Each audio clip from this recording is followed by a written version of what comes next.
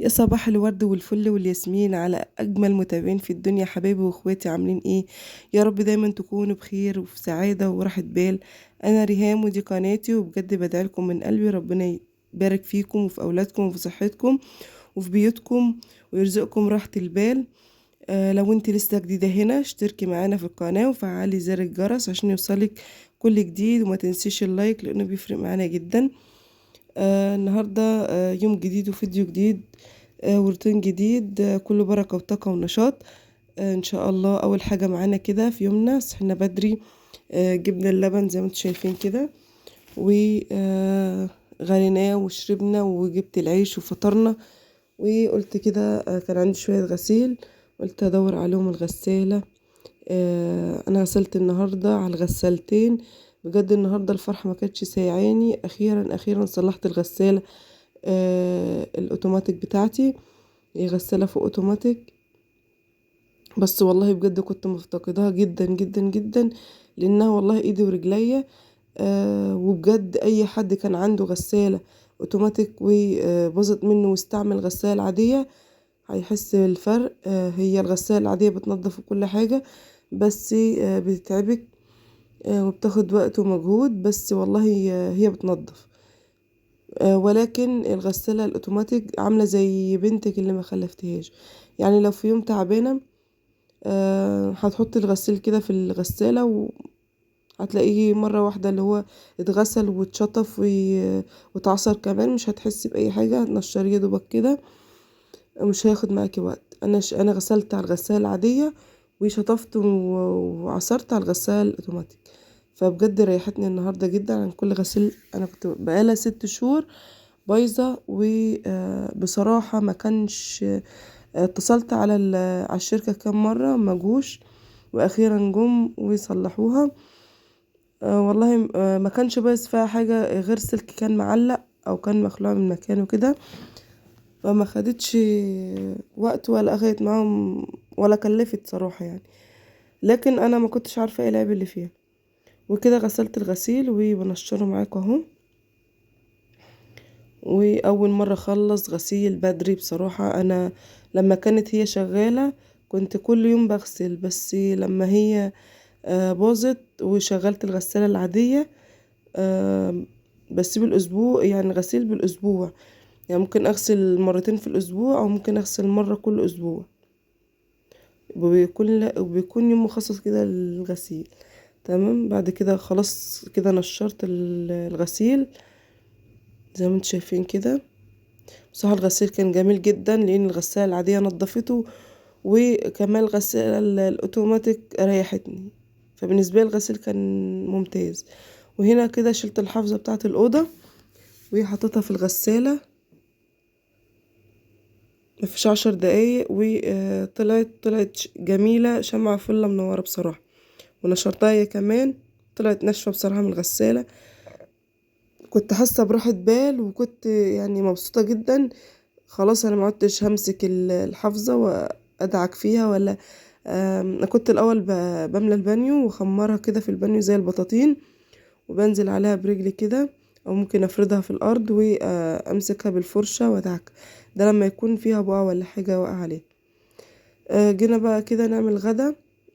كان معايا ده اقل من نص كيلو كبدة، يعني اللي هو اكتر من ربع واقل من نص. وكان عندي كيلو، واخدت حتة منه كده عملتها على النص التاني، فاصبح ده اقل من النص. زي ما انتم شايفين كده. نزلت بحتة دهنة. انا عندي دهن مسيحاه، بجيب كده الدهن واسيحه للطبيخ مع الزيت او السمنة، بيكون جميل جدا. بحبه صراحة في الاكل. الدهن دهون غير مشبعة، يعني دهون صحية، هو والسمنة البلدي. الزيت انا بجيبه بس للرز، يعني بقلي بيه كده. انما للطبيخ بحط شوية زيت مع معلقة سمنة مع حتة دهنة، بيكون جميل جدا بصراحة، عشان بقى الكوليسترول مش يعلى ولا نتعب ولا كده. قطعت كده شوية بصل، ونزلت بعد ما شوحت الكبدة. الكبدة دي كانت مجمدة بصراحة، نوعها جميل جدا. شايفين الكبدة فاتحة مش غامقة، وكانت كان الكيلو ب180 جنيه. جبت كده نصين، عملته على مرتين، بس بجد جميلة جدا جدا. هي عارفين اللحمة اللي هي البرازيلي؟ عندنا واحد كده بيذبح العجول اللي هي البرازيلي دي، يعني بيستوردها من بره. لكن انتي بتقطعي اللحمة والكبدة وكل ده بيكون صابح، ما بيكونش يعني انتي بتجيبيها ما بتكونش مجمدة، بس برازيلي. هنا عندنا ناس بيجيبوها، يعني احنا في مكان غير المكان اللي بيتذبح فيه، فعندنا ناس موثوق منها يعني بتجيب الحاجات ديت صبحة، واول ما بتجيب بناخد منها. وكده نزلت بالبصل وسبته يتشوح شوية، ورحت اعمل الطحينة. كان عندي لبن، ما كانش عندي زبادي. نزلت كده بكوباية لبن، وحطيت فلفل اسمر وكزبرة وكمون وملح وفصين توم كده، واللي كانوا في الكيس دول ب10 جنيه طحينة. اللي موجودة عندك ما تكلفيش نفسك زيادة عن اللزوم يعني. جبت ب10 جنيه طحينة، سلكت اليوم وعدى. ما تقوليش لا انا هجيب ب10 جنيه هتكسف ومش لا، عادي، فلوسك بتجيب اي حاجة من اي مكان. تمام كده، مفيش حد بيعترض اصلا ان هو يديكي ب10 او ب5 كمان. عادي، مفيش اي مشكلة. تمام كده، ونزلت فيها حطيت كده فيها شوية اللهم صل على النبي توم، واديتها ضربتين كده في الخلاط. بجد الخلاط الصغير، الكبة الصغيرة دي بتنجز معايا وقت، بدل ما اعمل في الخلاط الكبير، الشفشق الكبير يعني، وشوية الطحينة دول صغيرين فهيتوه في الخلاط. فدي بالنسبة لي منجزة يعني الحاجات الصغيرة. وهنزل كده في الطبق بالطحينة. هي لسه هتتقل على فكرة، فعلى قد ما تقدري خفيها، لا تكون خايفة ولا تقيلة اوي كده. بعد ما غطيت عليها، شوفوا نزلت كل المية اللي فيها وهترجع تشربها تاني. عندي هنا كده البصل دبل، نزلت كده مقطعة فلفل شرايح وتوم كمان مقطعة شرايح زي ما انتوا شايفين اهو. وهديها تقلبتين واغطي عليها. هي اوريدي الكبدة استوت، هتشوفوها دلوقتي ان هي استوت، بس انا هسوي كده الفلفل والثوم وهديها بس دقيقتين على النار. اوريدي معايا كل حاجة استوت زي ما انتوا شايفين كده.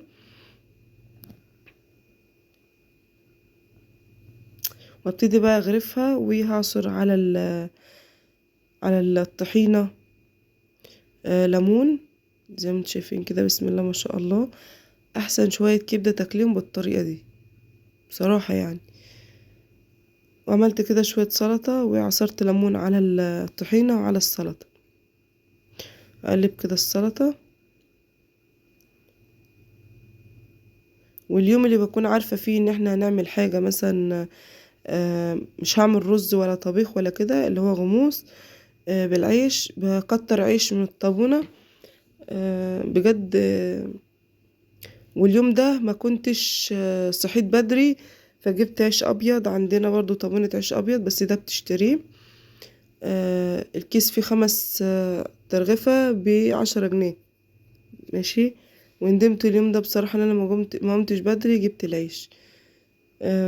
هنا بقى هنغسل مواعين بعد ما فطرنا، بعد ما اتغدينا، اسفة، بعد ما اتغدينا وشربنا شاي، واللي شرب نسكافيه شرب. شايفين كمية الكوبايات دي كلها؟ دي كانت كوباية اللبن الصبح وكوباية الشاي بعد الفطار. وهنغسل كده مع بعض المواعين وهندردش مع بعض شوية. ويا ريت لو وصلتي معانا هنا لحد هنا ما تنسيش الاشتراك في القناة وتفعلي زر الجرس علشان يوصلك مني اي فيديو بنزله، يوصلك بإشعار، ونكون أجمل عيلة مع بعض ونكبر مع بعض.